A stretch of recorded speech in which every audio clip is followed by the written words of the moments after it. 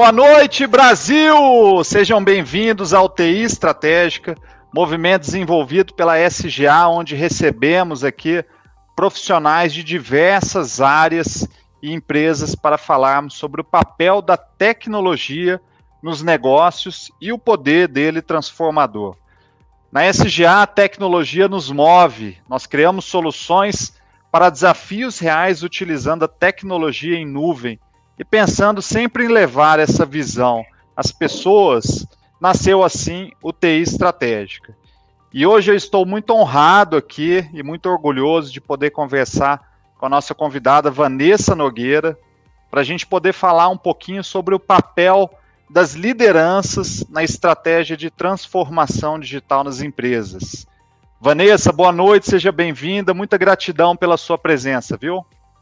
Boa noite, Armindo. Muito obrigada pelo convite, é um prazer bater esse papo, acho que vai ser uma troca muito legal.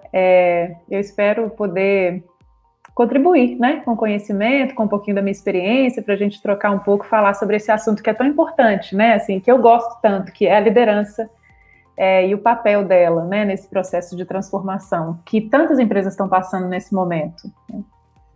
Muito bom. Vanessa, para a gente já começar a esquentar essa conversa, e a gente poder conhecer um pouquinho mais quem é a Vanessa, de onde ela veio, a sua história.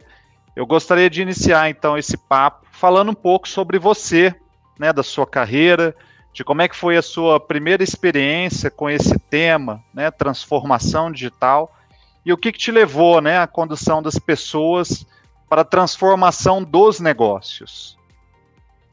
Joia. Bom, eu... Me formei em jornalismo e fiz mestrado fora em pesquisa social, com o desejo sempre de trabalhar com pessoas, de uma forma ou de outra. Então, meu desejo era trabalhar com pesquisa de comportamento. E aí, depois, a vida me levou para trabalhar na Fundação Dom Cabral, onde eu comecei a pesquisar sobre empreendedorismo e inovação. E aí descobri o mundo de tecnologia, de empresas de alto impacto, de empresas de tecnologia de alto impacto, altamente inovadoras. E dando aula de empreendedorismo, em algum momento decidi que eu precisava fazer o ciclo numa empresa de alto impacto para que eu conhecesse de dentro como é um ciclo, né, de inovação. Lecionar empreendedorismo sem viver o ciclo me pareceu difícil na época.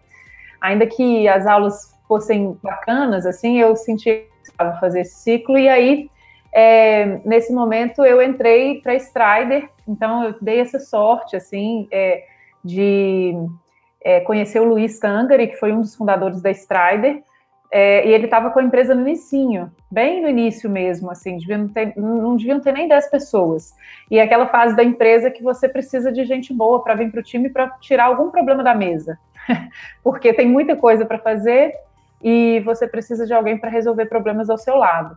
E aí eu adorei o convite, ele me convidou, eu já o conhecia, porque já o admirava como empreendedor, né? Ele é um empreendedor em série.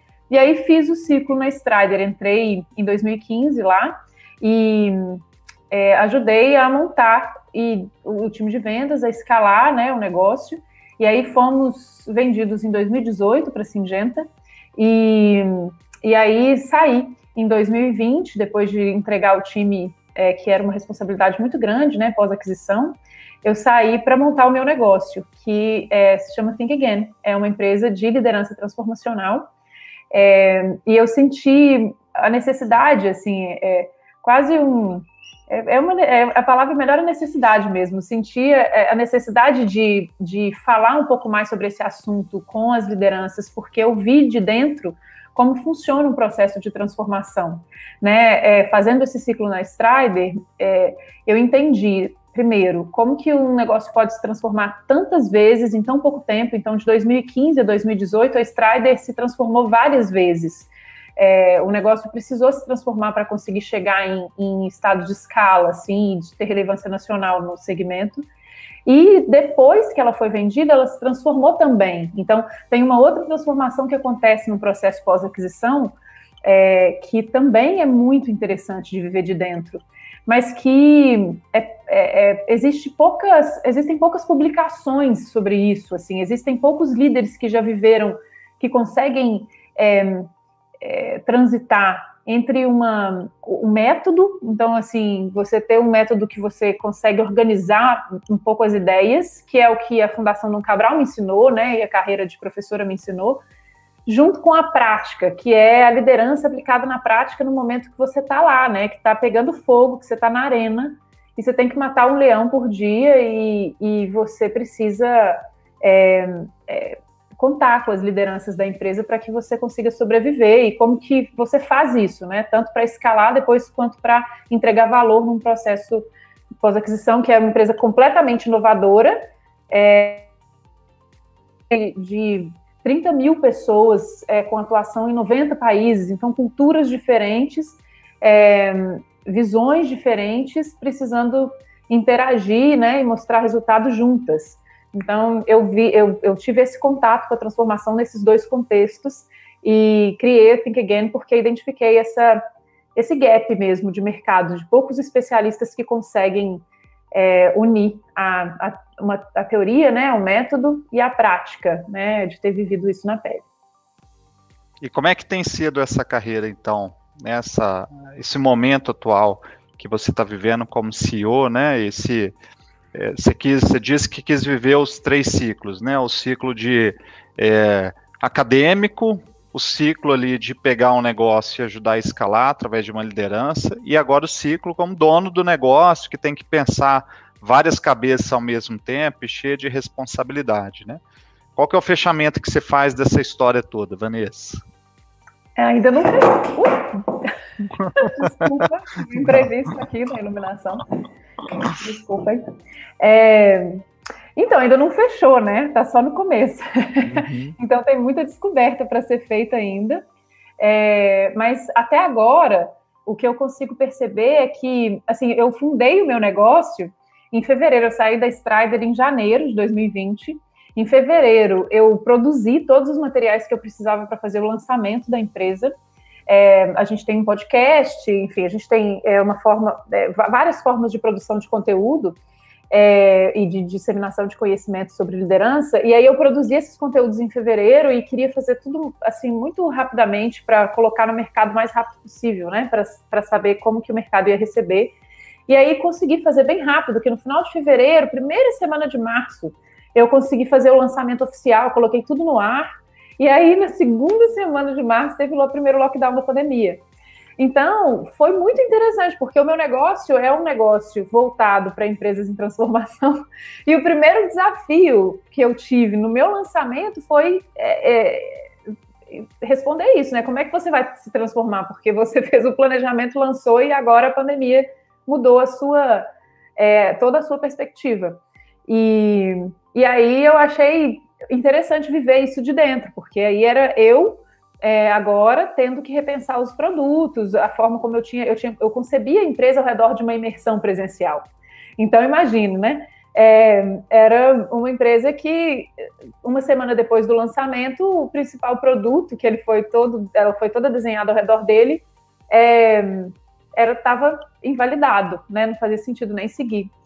Então, eu pivotei, né, e criei um outro produto chamado Adapt, que tem uma outra pegada, depois a gente pode falar um pouquinho dele, que permitia que eu fizesse atendimentos online, completamente diferente da pegada anterior, e aí eu tive essa oportunidade, né, de aplicar o fundamento que eu estava vendendo comigo mesma, o que foi ótimo, porque me dá uma chancela, né? Então, assim, como tá dando certo, quando dá errado é bom, porque você aprende também, né? Mas quando dá certo é melhor. Verdade. Então, como tá dando certo, né? E tá funcionando bem, tá tendo demanda, e assim, me parece que eu tô acertando a veia, né? Da oferta que a gente tem de conhecimento. É muito bom, porque a gente é o próprio case do nosso produto, né? Então, muito legal. Você falou aí no início do processo que você estava alavancando a empresa, produzindo conteúdo, e você teve a oportunidade de conversar com grandes lideranças também, né? A Luiz Helena, né, a presidente do conselho da SEIB, do laboratório SEIB, Como é que foi essa experiência aí de conversar com grandes lideranças do mercado nacional e até mundial, né? Nossa, foi maravilhoso, assim, e eu conversei com elas, a maior parte delas eu consegui conversar até antes de lançar a empresa, o que foi muito bom, porque eu aprendi muito. O que eu tenho percebido é que é um presente, lidar com conhecimento é um presente para mim, porque quando o negócio ele gira em torno de conhecimento, toda troca ela é subsídio para você colocar no negócio mais energia, né? Para o negócio ficar melhor. Então, foi um presente para mim. Eu conversei com a Bárbara Soalheiro, que ela é maravilhosa também, fundadora da Mesa, a Luísa Helena, como você falou, né? Conversei com a Sandra, conversei com a Sônia, né? Que foi presidente da Dudalina. Mulheres maravilhosas que me contaram um pouco, né, no Pensa, que é o nosso podcast, contaram a história delas. E aí, além, assim, de aprender com elas sobre liderança, eu aprendi com elas especificamente sobre liderança feminina, que eu acho que é um tema gostoso demais, assim, de navegar, né? E que agora, ainda bem que as pessoas têm falado um pouco mais sobre isso, e foi uma experiência de aprendizado. Então, sobretudo, para mim, foi uma experiência de aprendizado e, ao mesmo tempo, foi um presente porque eu pude converter esse aprendizado em qualidade prática para o meu negócio. Então, tornar o meu negócio, aumentar a qualidade do negócio, porque eu consegui ter esse conhecimento do meu lado, né?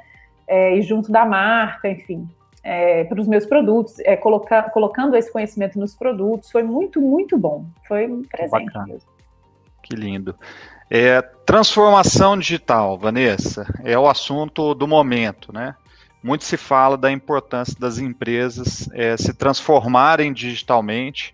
A pandemia, né, vamos chover no molhado, alavancou muito esse processo, fez com que as empresas tivessem que se mover em relação a isso, por uma simples questão, né, da restrição do contato físico, da restrição das pessoas se encontrarem, se locomoverem. As empresas tiveram que ir muito para o mundo digital e aí, naturalmente, pensar como elas fazem essa transformação digital, né?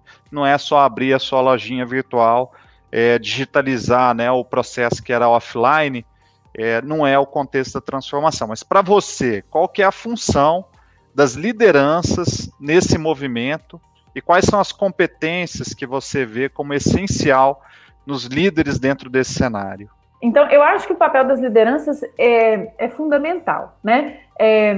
Eu entendo que você tem que ter um arcabouço tecnológico, então você tem que ter o ferramental para fazer uma transformação digital. Isso é muito importante. Mas para que esse ferramental seja aplicado de uma forma que seja realmente eficaz e que ele possa realmente gerar a transformação, você precisa de lideranças dentro da organização que façam esse ferramental ser bem aplicado de forma inteligente e a serviço de uma transformação real. Então, por isso que eu acho que o papel da liderança é tão fundamental, porque se você tiver as ferramentas certas, mas você não tiver bons líderes com boa visão e capacidade de implementação, a probabilidade de você conseguir transformar realmente um negócio é muito baixa. E aí, quando você me pergunta sobre as competências que eu entendo que são importantes, são inúmeras, né? Quando a gente fala de liderança, a gente pode fazer uma live competência de um bom líder. Mas eu costumo dizer que são 5, né? Eu tenho um método que eu chamo de 3 CDI, que é justamente isso, são os 3 pilares que eu acredito que são os, assim, fundamentais, aqueles que você não pode abrir mão se você quiser conduzir uma transformação no seu negócio. Como eu falei, existem vários outros, mas eu tenho essa crença de que se você olhar para esses primeiro, como em toda situação de caos, em toda situação de transformação, você precisa, um dos elementos principais é você priorizar, é você saber priorizar o que realmente é indispensável, para você olhar para isso primeiro, porque no meio do caos é difícil de saber o que fazer. A minha tentativa de fazer esse método 3CDI foi dar essa luz para o que é inegociável, para ajudar no meio do caos o líder a olhar, tá bom, então deixa eu olhar para 5 coisas que eu não posso abrir mão.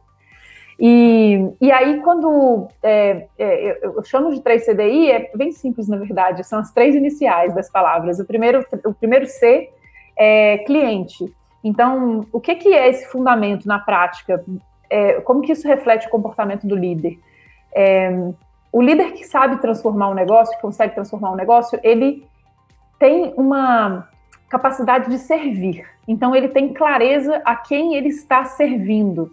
Quando eu falo cliente, é isso, assim, quem é o meu cliente? A pergunta para você descobrir quem é o seu cliente, para um projeto específico, ou para fornecer um produto, né? Mesmo você está falando no mercado, ou você está falando de clientes internos, quando você está falando de grandes organizações, você tem clientes internos também, você precisa responder essa pergunta. Eu tenho um projeto de transformação que eu preciso liderar.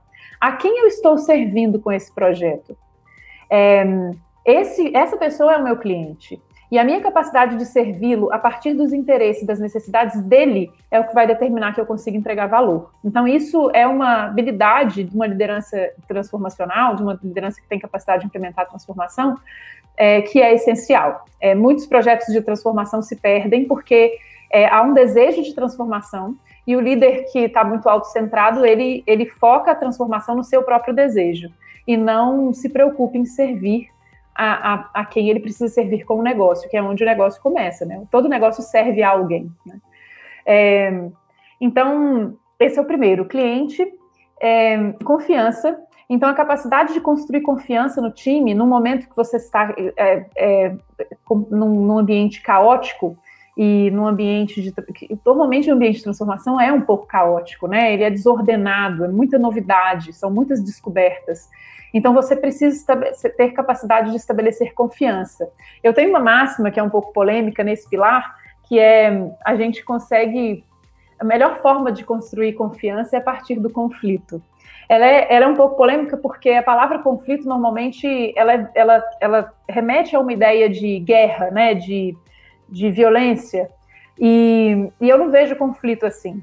Nessa máxima, conflito significa pontos de vistas diferentes sobre um mesmo aspecto, mas deixar esses dois pontos de vista aparecerem numa discussão. E essas discussões com visões completamente diferentes serem sempre muito bem-vindas na empresa.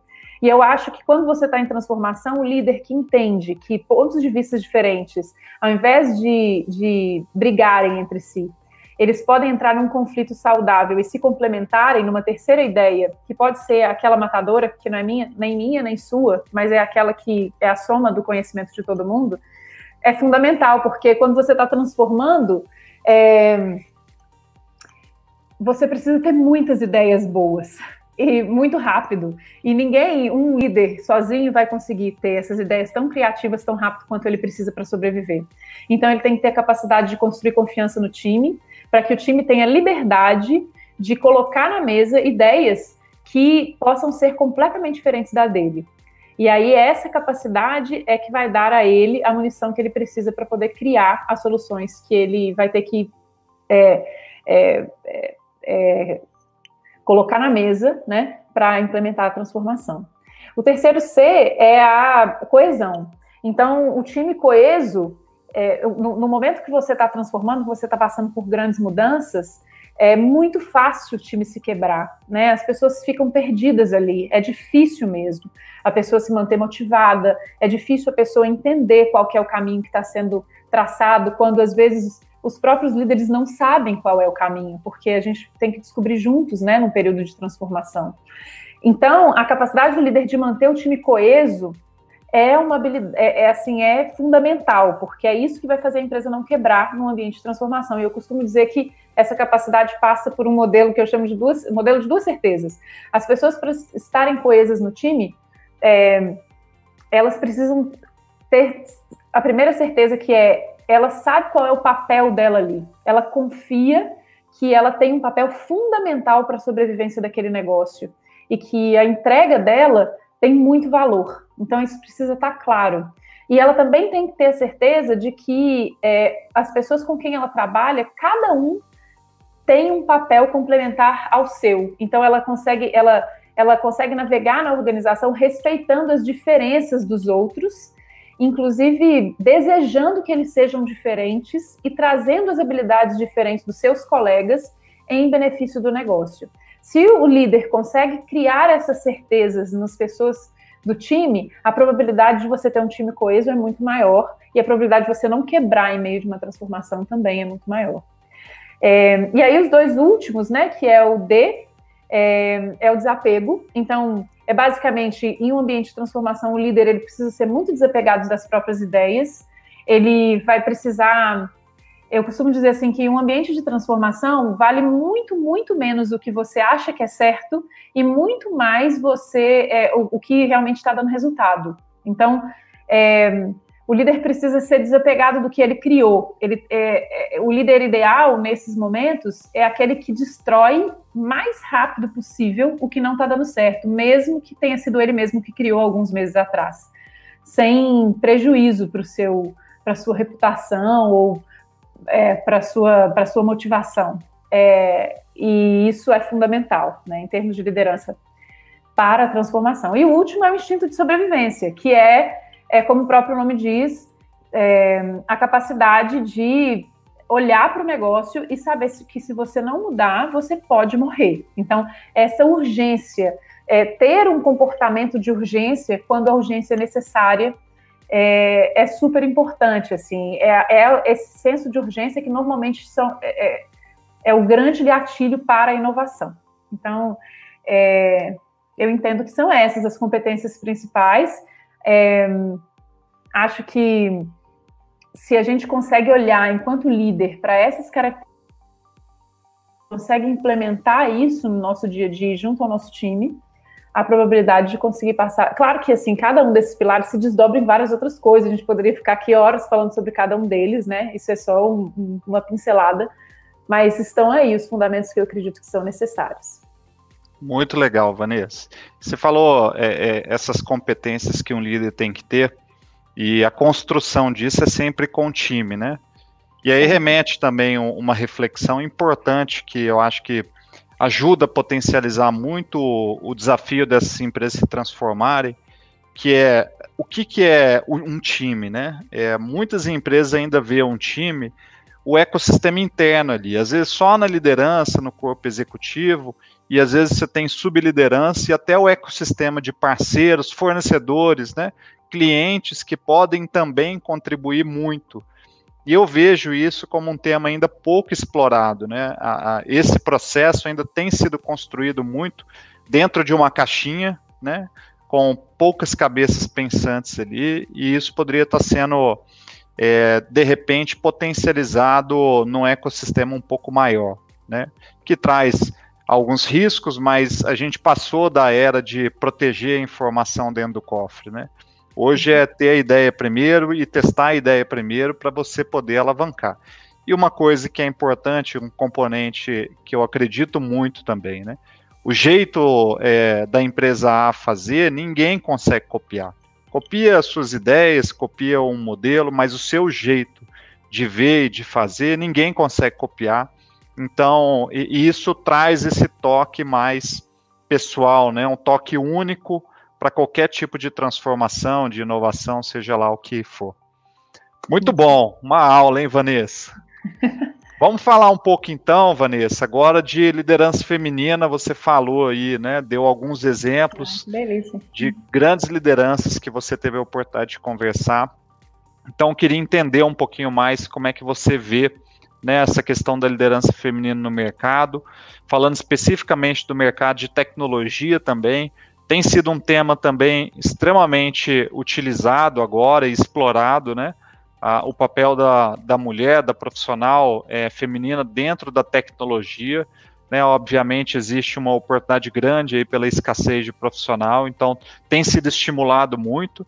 Então o que é necessário, né, para que a mulher consiga equilibrar aí os papéis de líder, mãe, empreendedora ao longo da vida, né? E você acha que a percepção em relação à mulher como profissional ainda é vista de uma forma diferenciada nos dias de hoje? Essas duas perguntas são muito boas. Eu poderia ficar falando horas aqui. Vou começar com a última. Quando você me pergunta assim, se o papel da mulher ela ainda está sendo, ela é vista ainda de uma forma diferenciada, me remete à seguinte reflexão. Eu, por muito tempo, levantei a bandeira da igualdade, da igualdade. Então, que homens e mulheres precisam ser vistos iguais. E eu acho que a gente precisa ter condições iguais, né, de remuneração, né, direitos iguais.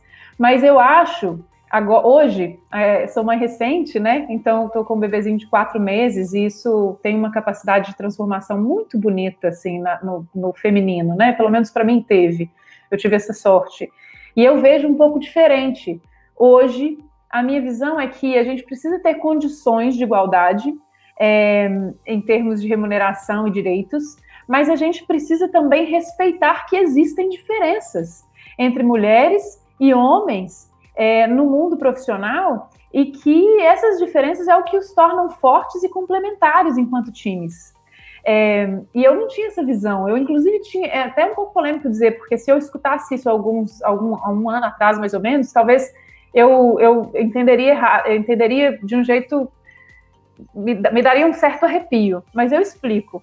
Eu passei a entender que a gente tem características do universo feminino e características do universo masculino que mulheres e homens possuem. Então, a gente tem mulheres... o equilíbrio nos indivíduos, na minha crença, ele vem de um balanço entre características do masculino e do feminino nesse mesmo indivíduo. Então, homens que carregam características femininas e masculinas em equilíbrio são homens que conseguem se posicionar diante da vida de uma forma muito mais equilibrada e diante dos negócios também. Assim como as mulheres, nós temos características diferentes e isso é maravilhoso. Então, quando a gente fala assim, vamos considerar que as mulheres são iguais aos homens, eu acho que a gente está apagando uma parte importante da nossa diferença, e que precisa colocar luz nisso, porque essas diferenças são fortalezas, não são fraquezas. E aí, quando a gente não faz isso, o que acontece é a gente masculiniza o universo profissional, porque a gente entende que para a mulher performar bem, ela precisa ser igual ao homem. E não é isso, né? Não é. Na minha visão, não é. Eu acho que nós mulheres temos... E aí falo um pouco, já entrando na segunda pergunta, que é como equilibrar todos esses papéis. Eu acho que o universo feminino traz habilidades que são fundamentais para a liderança, e que mulheres, por serem mulheres e que serem capazes de gerar um filho e se tornarem mães, ainda que elas nunca sejam mães ao longo da sua vida, e elas façam essa escolha, que eu acho que é super legítima e não tem nada a se debater sobre isso, né? Cada mulher tem a sua escolha. Ela é mulher, ela nasceu com essa capacidade de gestar, né? De trazer um indivíduo ao mundo. E quando você tem essa capacidade em si, como indivíduo, como ser humano, você traz naturalmente três características que eu acho que são as mais importantes. Primeiro, você tem uma capacidade de escuta, de olhar para o outro, que é muito forte. Porque quando você traz um filho ao mundo, é a sua capacidade de doação gratuita mais forte que existe. Então, você tem um bebezinho ali que ele não tem nada para colocar na mesa quando ele é um bebezinho para te dar em troca ao seu amor, à sua dedicação, né? Um posicionamento de doação completa que a gente tem quando a gente é mãe, quando a gente se transforma nisso. E eu acho que isso está na mulher, ela com filho ou sem filho. Isso faz parte do universo feminino. Então, essa capacidade de escuta, e que é muito, muito importante para as lideranças. Eu falei duas em uma, que eu queria dizer de três, que é essa capacidade de doação, que é intrínseca, assim, do universo feminino. E aí, assim, eu não gosto de generalizar, eu acho que existem mulheres e mulheres, existem homens e homens, e como eu falei, eu acho que essas energias do feminino e masculino, elas vão estar em diferentes posições dentro de diferentes indivíduos, mas quando a gente coloca uma luz um pouco mais geral, eu acho que é possível que a gente fale dessa forma, né, que eu estou dizendo. Então, a gente tem essa possibilidade de se doar gratuitamente, e quando a gente fala de liderança é isso, como que você constrói confiança, né? O que é o fundamento básico da liderança? O que é um líder inspirador que as pessoas querem seguir? É aquele líder que ele olha para o time é mais importante do que ele. É muito mais importante que o time performe. Ele está ali se doando para que o time se desenvolva. Ele quer que aquele time vá bem. Ele se preocupa genuinamente com aquelas pessoas, com a carreira daquelas pessoas. Ele realmente deseja, ou ela realmente deseja, que aquelas pessoas sigam uma trajetória profissional de sucesso. E aí, quando isso é genuíno, e há uma doação genuína para que isso aconteça, você vê todos esses líderes inspiradores, né? Que isso é muito comum, é um traço, né, de inspiração. E eu vejo isso como uma característica muito feminina, que muitos homens possuem, mas que é uma característica essencialmente do universo feminino, na minha visão.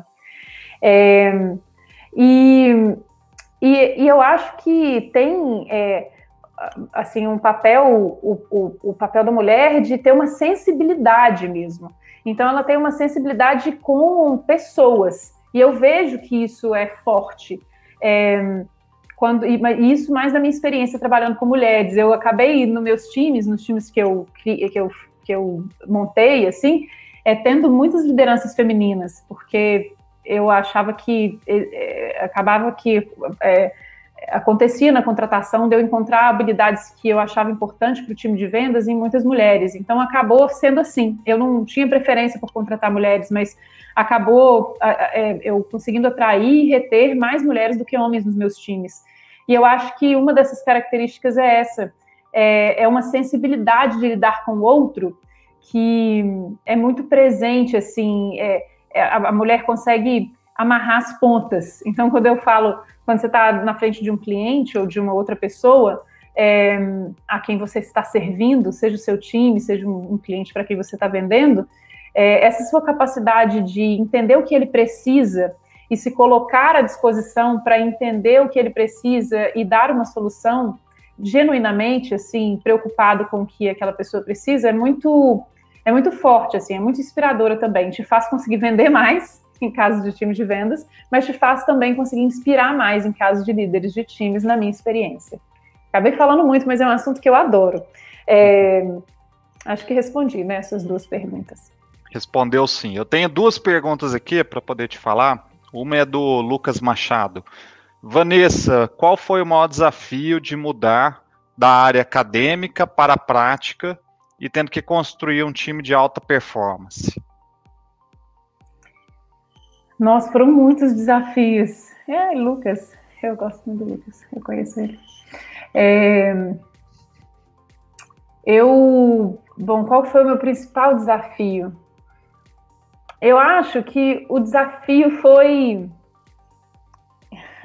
descobrir, eu me lembro desse dia, descobrir que que os limites que eu colocava para mim mesma, que os limites que existiam para eu tentar alguma coisa nova, era eu mesma que colocava para mim.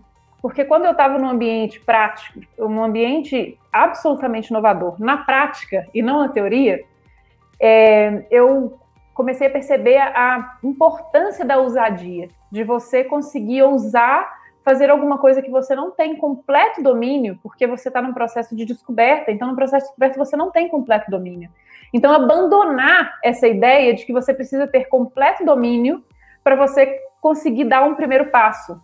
Isso foi o meu maior desafio, porque no universo acadêmico é muito importante essa questão de você ter completo domínio, te constrói uma reputação, né? Você precisa ter para construir autoridade completo domínio do assunto. Na hora que você vai para a prática, num ambiente inovador, numa empresa que precisa voar muito rápido, e que você precisa fazer todo o processo de descoberta de uma força de vendas que nunca existiu, de um segmento que nunca vendeu, a gente fez uma força de vendas toda por telefone, num segmento que nunca existiu venda por telefone, não tinha ninguém para copiar, era impossível que eu tivesse completo domínio. Então, eu precisei quebrar isso dentro de mim, que foi, eu lembro exatamente do dia e como foi essa história, que eu tive que falar, então tá, então é isso, então, meio que um enfrentamento de mim mesma, assim, o Luiz me falou, olha, a gente precisa fazer. Eu falei, olha, mas eu não sei, eu não sabia nem o que era um hectare na época. Aí ele falou assim, não importa. E aí, nesse momento, eu falei, olha, tá bom, então tá, então eu vou fazer. Por minha conta e risco, eu vou colocar isso para frente. E aí, depois disso, as coisas se desembolaram, mas não é natural para quem vem do acadêmico, e até eu diria, de forma ainda mais ousada, para quem vem da escola de administração tradicional, não é natural quebrar com essa barreira que a gente mesmo constrói e que é tão prejudicial para um ambiente inovador e de construção, sabe? E de exploração, de descoberta. Maravilhoso. Tem mais uma pergunta aqui da Bruna Ubaldo. Vanessa, existe uma característica essencial ou que você sempre percebe nos grandes líderes que estão à frente da transformação no Brasil? Eu acho que eu fiz o método 3CDI com base nessa observação. Então, eu olho os líderes que conseguem implementar transformações de sucesso e eu vejo essas 5 características neles, todas. Então, eu nem acho que é só uma, não. Eu acho que são essas 5. Eles conseguem transitar. Claro que diferentes pessoas vão ter diferentes fortalezas e fraquezas. Então, você vai ter lideranças, você não vai ter uma liderança que é muito forte nos 5 pilares. Você vai ter lideranças que, porventura, sejam mais fortes em 3 e mais fracos em 2, mas eles conseguem navegar nesses 5 pilares e conseguem, mais importante, se eles não têm a fortaleza nesses 5 pilares, entender que elas são importantes e trazer para perto deles, no time, pessoas que complementem essas habilidades que, porventura, eles não tenham. Então, talvez seja essa característica que une todas, que é a consciência de que esses pilares são importantes e a habilidade de trazer para próximo, enquanto líder, para próximo de si, as habilidades que te complementam. Isso não é fácil, isso é bem difícil, na verdade. Ter consciência das próprias habilidades e colocá-la a serviço do negócio e trazer pessoas que complementam com consciência é um processo de muita senioridade, sabe, do profissional, assim, e as grandes lideranças têm essa capacidade. Muito legal. Vanessa, é sempre um desafio renunciar ao controle e aceitar uma certa desordem no ambiente corporativo. Mas o aumento em produtividade que vem como consequência desse processo vale a pena. Essa frase é sua e eu queria que você compartilhasse com a gente seu ponto de vista em relação a ela, aplicado às lideranças. É minha mesma. Eu acredito fortemente que precisa haver uma queda do controle.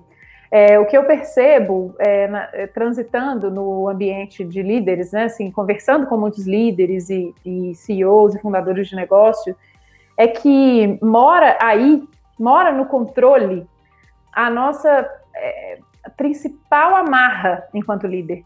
Então, a gente tem essa falsa ideia, não, a ideia é muito real, mas a ideia não é falsa, mas a gente acredita piamente de que o controle faz com que com que o negócio performe bem. Então, se está dentro do meu controle, é o melhor que pode ser, né?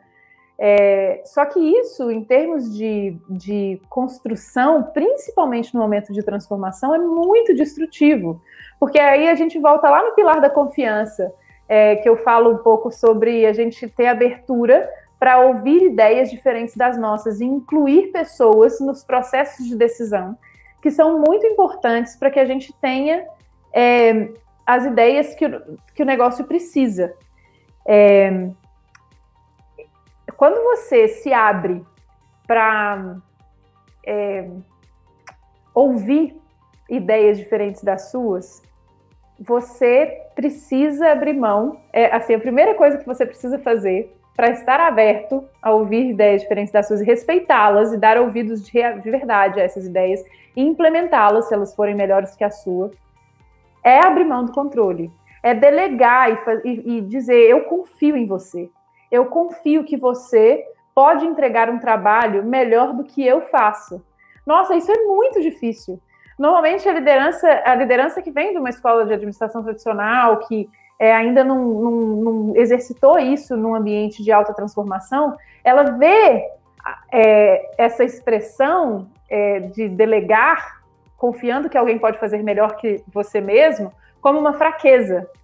É muito comum. Então, ela entende que se ela sentar numa mesa e falar assim, nossa, sua ideia é muito melhor que a minha, vamos implementar a sua.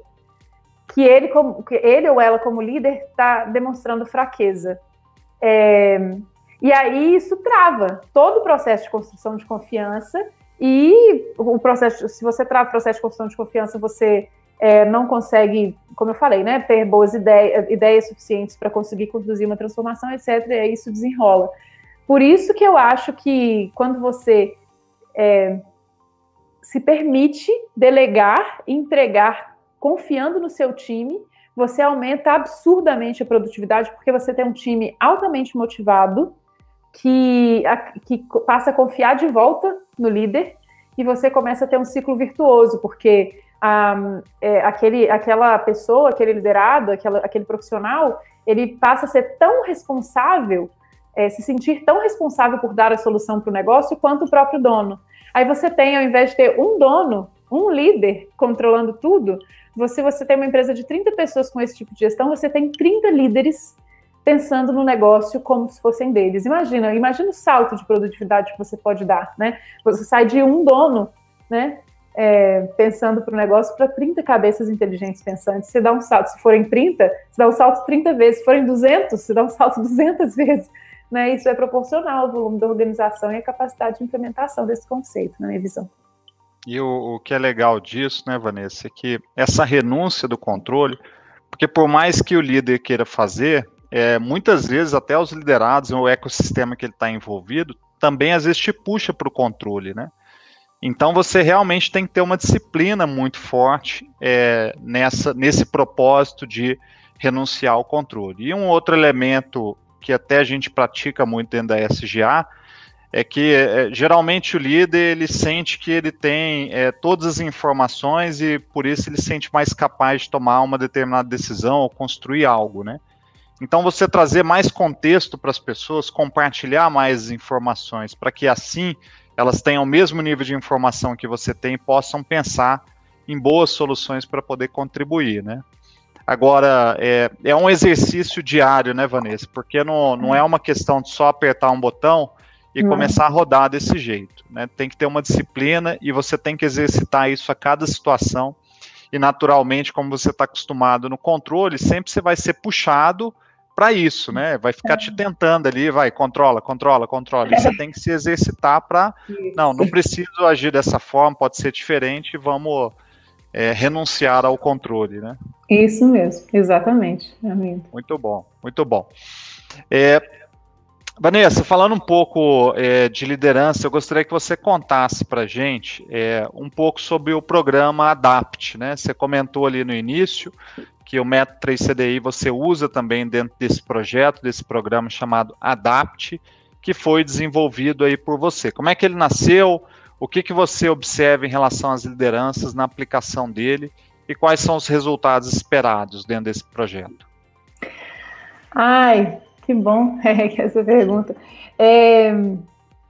Então, ele nasceu porque eu precisei pivotar, né? Então, eu lancei a empresa para vender uma imersão presencial. E aí, eu me lembro que em março... dia mais ou menos foi tipo 9 de março, se eu não me engano, ou 12 de março, que foi o primeiro lockdown, né, de 2020. Foi o primeiro lockdown. E as empresas que eu tava prospectando, eu tinha perspectiva de fechar uma turma para rodar em maio. A primeira turma do programa ia rodar em maio. E eu tinha perspectiva, tinha empresas querendo fechar uma turma inteira, mandar 30 alunos. E eu estava super feliz, assim, de com poucas semanas de prospecção conseguir fechar uma primeira turma, e as empresas estavam me falando assim, não, Vanessa, nós vamos manter o programa, esse negócio de pandemia vai durar 45 dias, não sei se você lembra, né, mas as empresas tinham essa crença na época que a pandemia podia durar 30 dias, 15 dias, 45 dias no máximo. Então eu falei, não, é março, o programa é maio, com certeza vai dar para manter. E aí o tempo foi passando, e a pandemia durou naturalmente muito mais, né? Do que, enfim, a gente viveu a vida como a gente sabe que ela foi. E aí eu falei, bom, teve uma hora que eu precisei tomar uma na incerteza do que ia acontecer.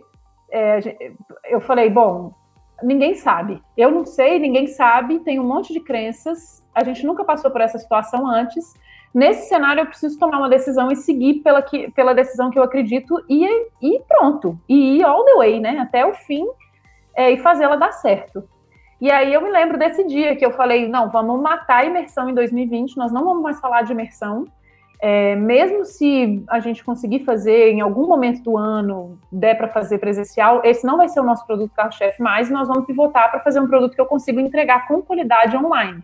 Então a ideia foi essa, assim, eu não queria, a imersão, o produto ele foi todo desenhado com uma proposta de design de experiência, de troca, assim, não fazê-lo presencial, colocaria ele num outro patamar, que eu não queria lançar ele assim. Então, meu desafio foi, eu preciso de algum produto que eu consiga entregar a mesma qualidade que eu me proponho com a imersão. Então, um produto que eu consiga entregar valor real para o meu cliente e encantá-lo, sendo virtual. E aí eu pensei, bom, eu preciso de talvez começar com um produto que eu faça individualmente, né? Porque aí eu tenho certeza que, sendo online ou sendo presencial, eu consigo entregar muito valor, porque vai ser eu com o líder investigando aquele processo dele de transformação. E aí eu falei, bom, o formato eu acho que pode funcionar assim, e comecei a conversar. Comecei a fazer contatos com CEOs de empresas e pedi uma conversa. E eu queria, na verdade, ouvir um pouco quais eram as dificuldades que os CEOs estavam passando naquele momento, muitos negócios se transformando, que desafios que eles tinham na mesa para eu conseguir modelar, né, esse produto em cima de uma necessidade que fosse real. E aí, junto com os clientes, eu fiz o produto. A gente identificou, assim, eu identifiquei junto com alguns CEOs algumas necessidades, inclusive com algumas pessoas que eu conversei. Essa conversa de exploração virou uma oferta, né, e eles viraram clientes, porque eu fui explorar com eles, e aí eles entenderam que era bom e compraram depois. E eu identifiquei isso, que os líderes precisavam, muito solitário a posição de CEO. Então, o fundador ou CEO, normalmente, eles passam por o problema central eles estão nessa cadeira e eles são muito orgulhosos, felizes de estarem ali, fundadores do seu próprio negócio, mas é uma posição muito cara, porque é difícil de você colocar na mesa toda a sua vulnerabilidade muito abertamente quando você está numa cadeira de CEO ou fundador. E você ter uma pessoa que você pode trocar ideias sobre o negócio, mas também sobre si enquanto líder e suas dificuldades enquanto líder, colocando as suas vulnerabilidades e analisando quais são as suas competências enquanto líder que você pode trabalhar e usá-las como ferramentas para impulsionar o negócio, eu percebi que era uma demanda real e que tinham poucas pessoas, poucas ofertas no mercado que solucionavam esse problema, capazes de construir confiança com esse CEO e unir essa visão, que é uma visão mais de habilidades interpessoais e competências, com uma visão de negócios. Então, você tinha um produto muito mais voltado para o coach, que é mais profissionais da psicologia, que vão tentar olhar só para as competências, ou você tinha alguma coisa muito voltada para só o negócio, tipo uma consultoria de negócios. Mas você achar essa interseção, que era aplicar um olhar de pessoas voltada, o olhar voltado para o negócio, era diferente, era difícil, assim, não era um lugar comum. E eu falei, bom, eu acho que eu consigo fazer isso. É uma habilidade que eu acho que bom, na época eu achava ainda, agora eu tenho um pouco mais de certeza. Eu acho que eu tenho, né? E que eu consigo gerar valor. E aí comecei a ofertar e funcionou. Eu fiquei feliz. Falei, bom, eu acho que eu tenho mesmo, né? Assim, essas competências e conseguir posicionar o produto nesse lugar. E o resultado que a gente espera disso é uma transformação real nos negócios a partir da transformação do líder. Então, o líder aumentar a consciência do seu set de competências, das suas forças e fraquezas, desenvolver as fraquezas que ele entende que estão atrapalhando o negócio, abandonar alguns vícios que ele tem, porque ele está tocando o negócio a partir de alguns vícios que não estão sendo saudáveis, e aí ele vê a transformação no negócio a partir das mudanças que ele implementa. E aí acaba conseguindo ver coisas bem legais dentro das empresas, assim, times mais motivados, mais produtivos, algumas outras coisas. Com certeza, Vanessa. Eu pude ter a honra de experimentar o programa, o projeto, e sou muito grato a você por aquilo que a gente desenvolveu, né? E como todo líder, a gente quer o melhor para a nossa equipe, a gente quer explorar, né, acessar o máximo potencial de cada um, e é uma crença que o Adapt ele se encaixou muito bem, que eu tenho, que para você provocar a mudança em alguém, você tem que começar a se perceber como que você impacta aquilo, né? E você acabar se adaptando, né, a esse processo. Então, dentro do Adapt, a experiência que eu tive junto com ele foi de conseguir ter clareza sobre as minhas habilidades, as minhas características enquanto líder e como isso impactava, né, aqueles problemas, né, que me tiram o sono, aquilo que eu queria resolver, mas não sabia exatamente como, apesar de estar tudo ali na mesa, né, tá tudo às claras, visível, mas conectar essas peças aí, montar o quebra-cabeça, realmente só com a ajuda de um especialista. Então, para mim foi fantástico identificar isso e aplicar isso, e melhor do que tudo, né, é muito rápido o ciclo, né, você entende rapidamente, porque faz parte de você, você adapta e coloca em prática. Então, foi muito prazeroso ter construído isso com você, viu, Vanessa? Que bom, eu já ia te perguntar mesmo. Você, como testemunha desse processo, o que achou? Fico muito feliz de ouvir. Isso aí. A gente tem mais uma pergunta aqui, do Renato Lima. Renato, um abraço, viu? Obrigado pela pergunta. Vanessa, como é que você enxerga a aplicação do método 3CDI em um grupo de líderes que a formação é formado por líderes sêniores, mais tradicionais, e líderes mais jovens, né? Ele está colocando um mix aqui desses líderes, né? Alguns mais sêniores e mais tradicionais e outros mais jovens, com uma alta absorção da transformação digital. Ficou claro, Vanessa?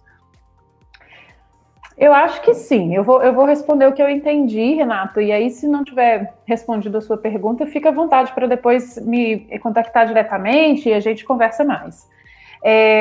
Mas eu entendo que o método 3CDI ele vai funcionar se esses líderes, independente da idade e da senioridade, tiverem o desejo de olhar para si. Então, se eles têm essa abertura de olhar para si, para suas próprias características, e aí, a partir desse olhar, implementar um modelo de liderança e de gestão dos seus negócios que seja diferente ou complementar ao que eles fazem hoje, independe mesmo de idade e de senioridade. Então, se você tem líderes diferentes, assim, mais jovens e mais tradicionais, e você quer implementar o método 3CDI, eu colocaria, assim, todos na mesa. Olha, a gente precisa disso? Nós, como líderes, precisamos? Desejamos? Temos consciência de que é importante fazer uma transformação? Então, vamos juntos. Porque também não adianta você ter um middle management. Então, se você tiver um corpo gerencial que é jovem, super entusiasmado e que acredita no método 3CDI e quer implementar para caramba aquilo na organização, com uma liderança muito tradicional no topo da cadeia, assim, no topo da empresa, que não confia nisso. Eu não acredito. Eu acho que a transformação ela precisa acontecer coordenada. A liderança da organização, os fundadores, os diretores, eles precisam estar conscientes da necessidade da transformação e abertos a olhar para o seu estilo de liderança, inclusive se olhar no espelho do jeito mais honesto possível. É difícil. Primitivo. Assim, você precisa se olhar no espelho, você tem que estar aberto a isso. Você não pode exigir que um líder implemente um modelo de liderança que vai exigir dele algum tipo de adaptação se ele não quiser se olhar. Então, assim, você não pode pedir para alguém ver um reflexo no espelho se ele nem na frente do espelho passar, né? Então, precisa desse movimento. Mas quando ele acontece é muito bonito, assim, é muito transformador. E aí existem algumas formas, assim, né, de você tentar mostrar para esse líder que ele precisa de algum tipo de acompanhamento. Normalmente, funciona muito com as lideranças, com qualquer liderança, né, qualquer fundador, você falar sobre performance. Então, quando a empresa está tendo queda de performance significativa, está tendo problemas mesmo de motivação que estão influenciando o negócio, uma boa liderança, ela se solidariza, assim, nem que seja por sobrevivência, né? Então, são normalmente gatilhos que até uma liderança mais resistente costumam ter para esse tipo de olhar. Muito bom, Vanessa.